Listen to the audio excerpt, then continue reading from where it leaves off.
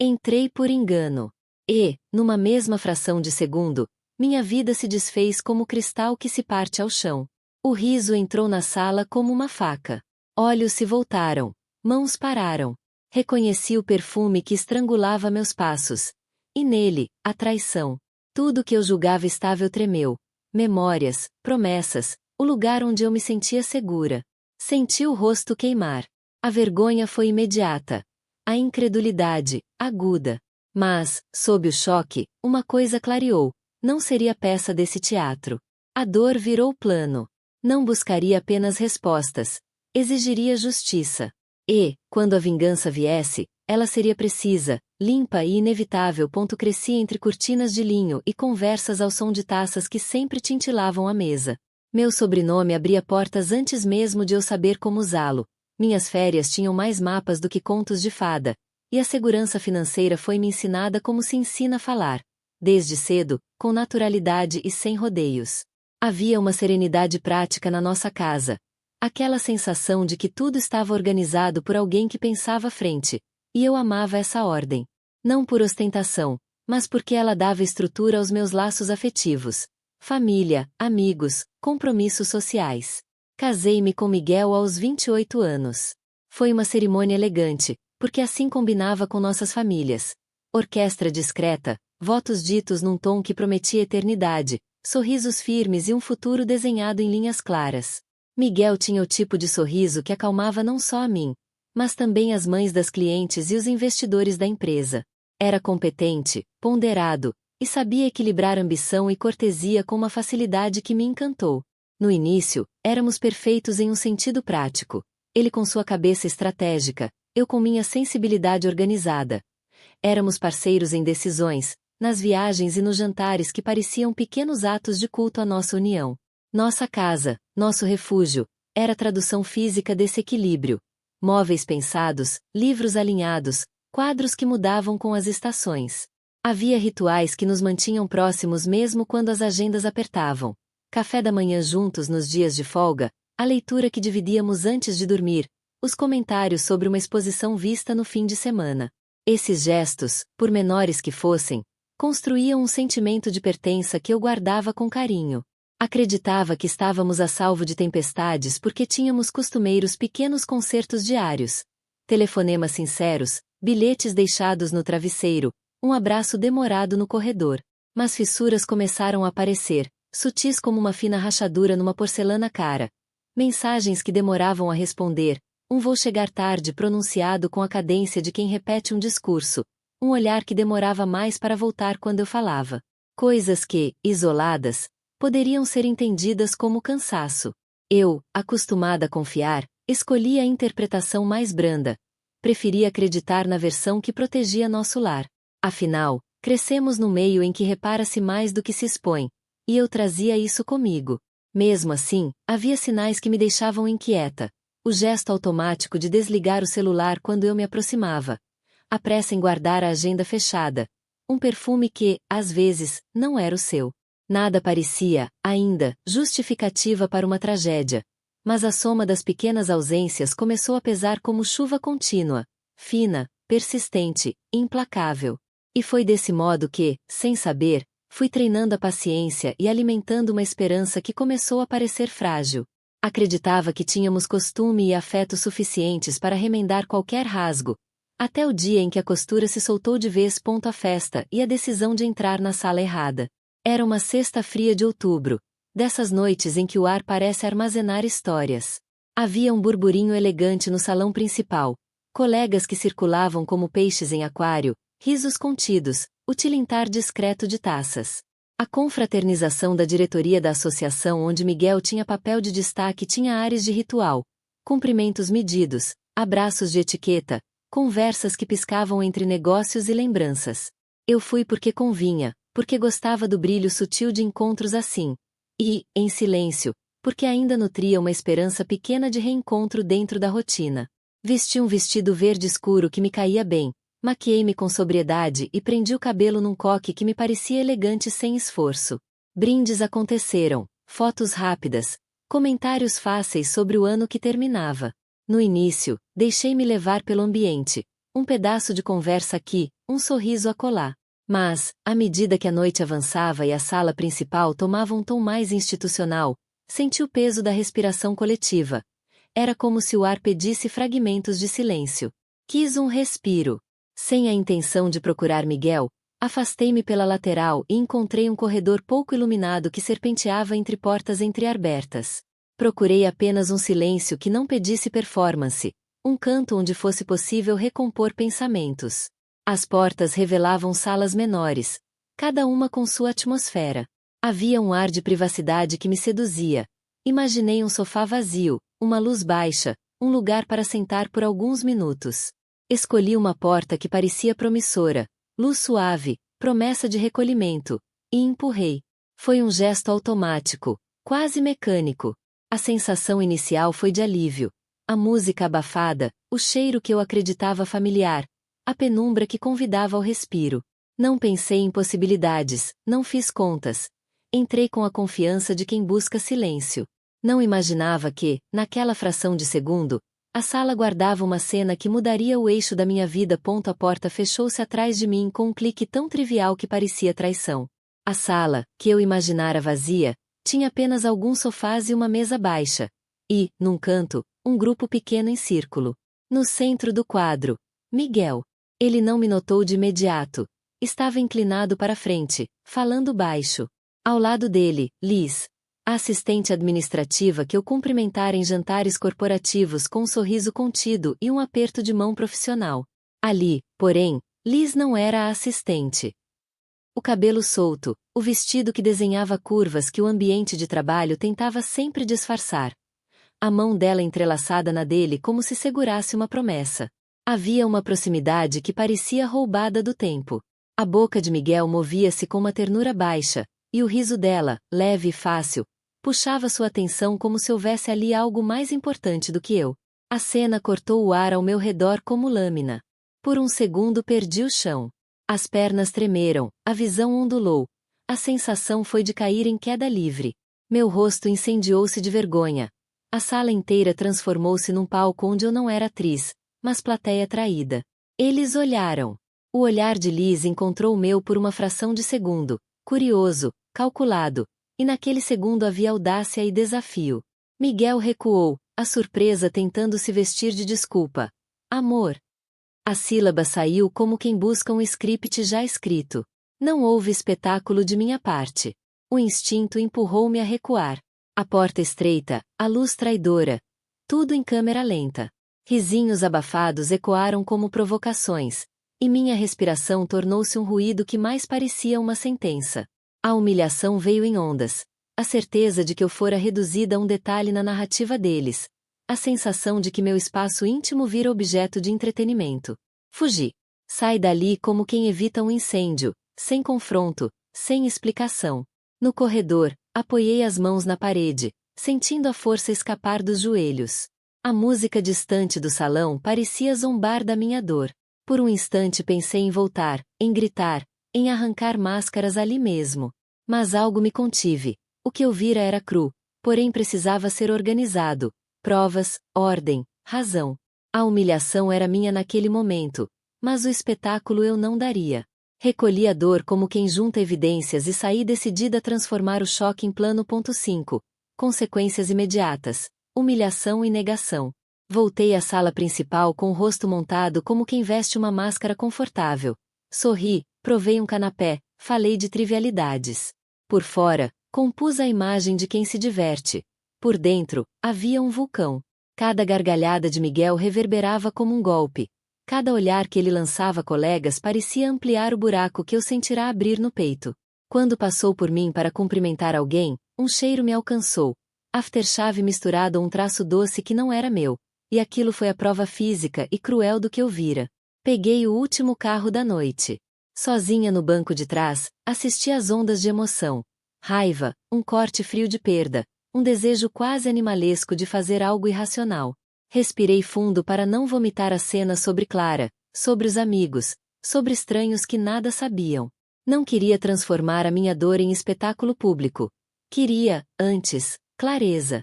Mentir para mim mesma significaria aceitar cumplicidade, e eu não me permitiria isso. No dia seguinte ele apareceu com desculpas mastigadas e um tom paternal que me irritou mais que qualquer agressão direta. Foi só uma conversa. Ela estava passando por um momento difícil. Não é nada do que precise se preocupar. A condescendência era um vendaval. Minimizava o que eu tinha visto e me tratava como autora de um ciúme infundado. Perguntei direto, tentando não tremular. O que era aquilo? Ele desviou o olhar e murmurou evasivas. A resposta vazia soou como um tapa. Chorei, sim, mais tarde, com a porta fechada, com a cabeça afundada no travesseiro. Não chorei somente pela traição. Chorei porque, na atitude dele, vi a expectativa de que eu relevaria, engoliria e seguiria de cabeça baixa. A humilhação do público e a tentativa de tornar-me pequena foram as duas feridas. Mas do meio daquela dor nasceu uma escolha. Não faria cena, não por fraqueza, mas por estratégia. Recolheria a verdade, organizaria provas, e só então pediria contas. Essa decisão, fria, consciente, foi a semente da vingança que viria, não um grito no salão, mas uma ação calculada para que a verdade pesasse onde realmente importava pontos fios que se desfazem, segredos que vêm à tona. Depois daquela noite, a vida cotidiana passou a revelar pequenas falhas como se alguém tivesse puxado discretamente alguns pontos de uma tapeçaria antiga. Eram detalhes quase ridículos isoladamente, mas que, juntos, formavam um padrão impossível de ignorar. Mensagens que desapareciam da tela do celular quando eu me aproximava. Compromissos no escritório marcados sempre às quintas à noite. Faturas com nomes de restaurantes que eu jamais havia ouvido. Bilhetes dobrados e esquecidos em bolsos que não eram os meus. Numa dessas rasgadinhas do acaso, encontrei um cartão de agradecimento no bolso do casaco dele. Um rabisco afetuoso assinado por L, com uma caligrafia que respirava intimidade, não protocolo corporativo. Procurei amigas com cuidado, como quem testa chão incerto. Falei em pedaços, medindo reações. Algumas disseram para enfrentar de frente, outras pediram cautela. Clara segurou meu olhar e disse com a simplicidade de quem me conhece: colete os fatos. Não te peça nada que a emoção vá decidir. Foi esse conselho que me guiou. Não queria que a dor ditasse cenas públicas. Queria argumentos que resistissem a qualquer versão dele. Comecei a prestar atenção aos hábitos mais prosaicos. Observei horários de saída, padrões de pagamentos no extrato conjunto, reservas em nomes que não surgiam na lista de fornecedores. Havia uma lógica econômica por trás do segredo, reservas de salas fora do expediente, pagamentos a pequenas empresas que, ao pesquisar, se ligavam a serviços de eventos privados, notas fiscais com endereços distintos da sede. Era como se ele desenhasse um mapa para encontros, usando a infraestrutura do trabalho como ponte para a traição. Em casa, vasculhei com frieza controlada. Não havia vandalismo, não havia invasão de privacidade por necessidade. Havia busca por elementos que cobrissem possíveis negações. Encontrei e-mails encadeados, com cópias para endereços que não pertenciam ao time, horários de reuniões que nunca constaram na agenda oficial, mensagens apagadas que deixavam rastros de notificações. Cada evidência era um fio que se soltava, e eu, com paciência, os recolhia para tramar algo maior. Houve também um aspecto insidioso: a normalização do engano. Ele tornará o segredo cotidiano como se nada fosse de extraordinário maldade. Pequenas mentiras como reunião até tarde repetidas até ganharem status de rotina. Isso me revoltou mais do que o caso em si. Não era apenas infidelidade. Era a transformação da nossa vida íntima em matéria descartável, negociada sem remorso. A cada descoberta, a mistura de dor e clareza crescia. A dor porque eu via o corpo do nosso lar sendo invadido por segredos. A clareza porque finalmente eu tinha ferramentas para agir. Não mais apenas suspeitas voláteis, provas discretas, padrões e documentos que sustentavam a verdade. E com essa clareza veio a decisão: não mais suportaria a condição de observadora ferida. Prepararia um caminho jurídico e social para que os fios soltos se tornassem, aliás, a própria evidência da traição e do abuso de posição. A costura recomeçaria, mas agora sob meus termos. Investigação e coleta de provas. Procurei um detetive particular. Não por prazer, nem por espetáculo. Foi uma decisão estratégica, tomada com a frieza de quem prepara um caso e não um escândalo. Sentei diante dele com uma pasta vazia e um pedido simples: quero provas que não possam ser desmentidas. Ele não fez perguntas desnecessárias. Anotou horários, locais, rotina de Miguel, nomes possíveis. Disse apenas: descrição absoluta. E paciência. Assenti. Eu tinha as duas. Os primeiros relatórios chegaram em envelopes lacrados, com aquela solenidade de objeto que carrega destino. Dentro, fotos em sequência. Ele entrando num café fora do circuito habitual, ele saindo do estacionamento de um prédio de escritórios depois das 10. Ele aguardando alguém no saguão de um hotel onde jamais teríamos motivos legítimos para estar. Havia também registros de localização, coletados em dias alternados, que desenhavam um mapa redundante. Quintas e sábados tinham sempre um deslocamento que não combinava com a agenda oficial. A precisão daquilo me deu vertigem e, ao mesmo tempo, chão. Na terceira semana, veio o que mais temia. E, paradoxalmente, o que mais precisava. Prints de mensagens entre Miguel e Liz, obtidos por meios que o detetive não detalhou e que eu preferi não perseguir. O conteúdo variava entre o protocolar e o íntimo. Chego em 20, saudades, quando nos vemos, foi tão bom ontem. A banalidade das frases me cortou como lâmina. Nada de poesia, nada de justificativa. Só um cotidiano paralelo, confortável, rotineiro. Era esse o veneno, a normalidade do ilícito. Cada relatório era confirmação e sentença. Eu me sentava à mesa da sala, à noite, com a casa silenciosa, e virava páginas como quem vira o próprio estômago. Às vezes, as mãos tremiam. Em outras, eu sentia uma calma feroz, uma lucidez que parecia derivar da própria dor. Havia culpa por querer provar, como se exigir evidência fosse trair o ideal romântico de confiança. E havia, junto, um alívio duro, o peso de não mais duvidar de mim mesma. Passei a organizar tudo com rigor obsessivo. Abri uma pasta física e outra digital, rotuladas por datas, locais, horários. Construí uma linha do tempo que conectava faturas, reservas, deslocamentos, mensagens. Ao lado de cada evento, anotei possíveis testemunhas. A recepcionista do coworking, o manobrista do hotel, o segurança do prédio. Não busquei escândalo, busquei solidez. O detetive, percebendo meu método, passou a enviar anexos com metadados. Hora exata, coordenadas, repetição de padrões. Quando julguei ter o suficiente, levei o material ao advogado. Ele folheou em silêncio por longos minutos. Fotos, recibos, transcrições. No fim, apoiou os dedos entrelaçados sobre a mesa e disse, numa mistura de respeito e solenidade: está bem documentado. Era o que eu precisava ouvir. Aquilo não era só um caso. Era uma conduta reiterada, mapeável, passível de consequências legais e administrativas. O custo emocional, porém, cobrou seu tributo. Houve noites de insônia em que eu alternava entre ampliar imagens e expandir o vazio dentro do peito. Em algumas, revisitei as fotos até sentir náusea. Em outras, vi nelas a minha libertação de um papel que não me cabia mais, o da mulher que aceita versões por medo do confronto. No trabalho, forcei concentração. Listas, prazos, e-mails. Qualquer minuto ocioso virava palco para atrozes teatros mentais de gritos e cenas que eu sabia que não me serviriam. Ainda assim, avancei. Recolhi testemunhos discretos. O motorista de aplicativo que reconheceu Miguel por nome comentou, sem malícia, que o pegava sempre na mesma quinta, mesmo hotel. A recepcionista que, ao ver a foto, lembrou-se de uma reserva rápida, check-in tardio, check-out antes das 7. O manobrista que confirmou o carro estacionado fora de hora. Tudo com cautela, sem alarde, com anotações datadas. Foi nessa fase que compreendi, com nitidez quase cruel, a diferença entre raiva e estratégia. A raiva é um incêndio que consome e deixa cinzas.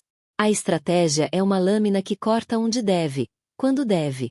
Escolhi a lâmina. Não para vingar um orgulho ferido, mas para defender a minha história com fatos, para que ninguém, nem ele, nem quem viesse em sua defesa, pudesse desviar o curso da verdade. Quando fechei a pasta naquele fim de noite, senti que, pela primeira vez desde a sala errada, eu tinha algo que o perfume, o riso e o teatro não podiam apagar. A prova. E com ela, o início do fim. Planejando a vingança com precisão. Vingança. A palavra soava áspera, como cascalho na boca. Preferi chamá-la de reparação, justiça, restauração. Não queria destruir por prazer. Queria que as consequências atingissem exatamente o que ele construíra com descaso: reputação, poder e acesso aos nossos recursos. Planejei meu movimento em 3 frentes: legal, social e profissional. Porque sabia que a justiça completa exige estratégia e paciência. Na frente legal, transformei dor em procedimento. Entreguei ao meu advogado a pasta com tudo o que o detetive havia reunido: fotos, prints, registros de localização, faturas. Pedimos medidas cautelares imediatas: bloqueio temporário de partes do patrimônio, impossibilidade de alienação de bens e ordens para preservar documentos contábeis. Abri processo por violação de deveres conjugais e por uso indevido de bens comuns quando as evidências indicaram que estruturas da empresa haviam sido usadas para encontros privados. Não foi vingança teatral, foi técnica. Cada petição foi escrita para resistir a manobras e para garantir que, até a decisão final, ele não pudesse dissipar ativos ou esconder provas. Na frente social, andei com passos silenciosos e calculados. Chamei meu pai, que sempre tratou assuntos de família com discrição e eficiência, e expusemos a situação às pessoas certas, não para escárnio público, mas para proteção. Conversamos com parceiros estratégicos, mostramos documentos de forma objetiva e pedimos paciência enquanto as questões se resolviam legalmente.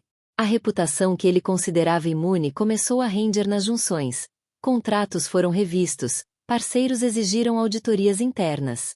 Não buscamos manchetes, buscamos a erosão das bases que sustentavam seu poder. Na frente profissional, conectei as provas à conduta corporativa. Reuni evidências de uso de salas fora do expediente, reservas pagas com centrais ligadas à empresa e comprovantes que atestavam despesas não justificadas.